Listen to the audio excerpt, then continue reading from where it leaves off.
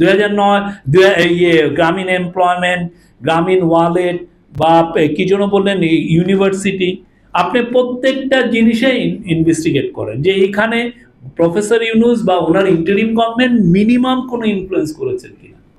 আমি সবাইকে ইনভাইট করি, আপনি একা না, এখানে যে কেউ আছেন, এবং ওইখানে ওই প্রত্যেকটা প্রতিষ্ঠানে উনার একটা শেয়ার আছে কিনা, একটা টাকা উনি ওন করেন কিনা এই প্রতিষ্ঠানগুলোতে।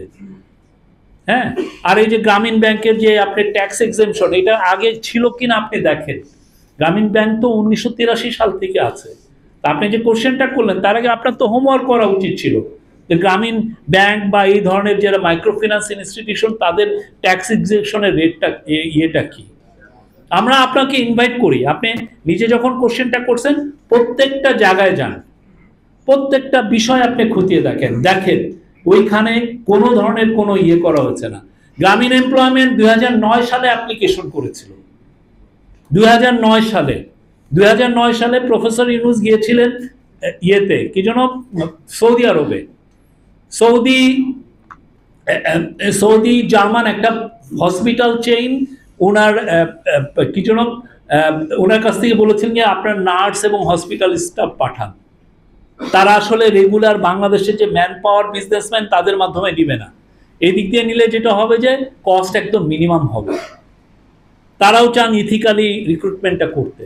তো সেই আলোকে 2009 সালে অ্যাপ্লিকেশন করেছিলেন শেখ হাসিনা গভর্নমেন্টের ওইখানে, তারা তো অ্যাপ্রুভাল দেন নাই। তো এখন এসে যদি 2024 সালের পরে এসে যদি উনি ম্যান পাওয়ারের গ্রামীণ এমপ্লয়মেন্ট যদি ম্যান পাওয়ারের যদি অ্যাপ্রুভাল পান, এটার মধ্যে অন্যায়টা কিসের আপনি আমারে বলেন।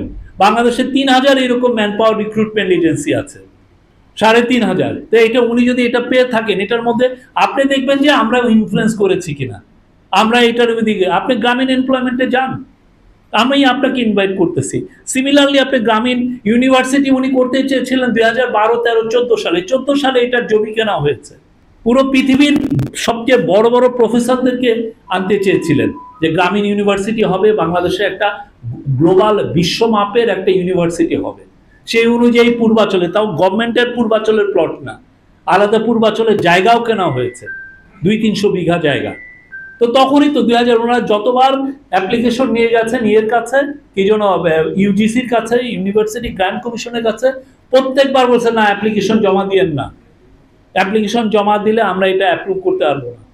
ওনার অ্যাপ্রুভ, এখন উনি যদি অ্যাপ্রুভালটা পান এবং উনি কি 6 মাসের, সে নভেম্বর থেকে এই এখন পর্যন্ত 4-5-6 মাসের অডিট করে তারপরে তাকে গ্রামীণ ইউনিভার্সিটির অ্যাপ্রুভাল দেওয়া আছে। তো এটার মধ্যে যদি আবার আমি বলছি, যদি গভর্নমেন্টের কোনো ইনফ্লুয়েন্স আপনি বের করেন আর দেখবেন যে প্রফেসর ইউনূস কোনো ধরনের কোনো বেনিফিট নিয়েছেন কিনা, উনি এগুলোর ওন করেন কিনা। একটা আমার জানা মতে উনার কোনো পার্সোনাল প্রপার্টি নাই, আমার জানা মতে উনার কোনো ধরনের উনি একটা গাড়িও ওন করেন না।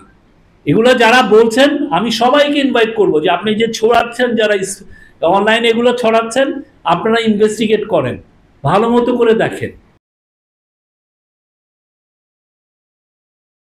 ওয়ালটন আবারও মিলিনিয়ার অফারে ওয়ালটন ফ্রিজ কিনে আপনিও হয়ে যেতে পারেন মিলিয়নিয়ার।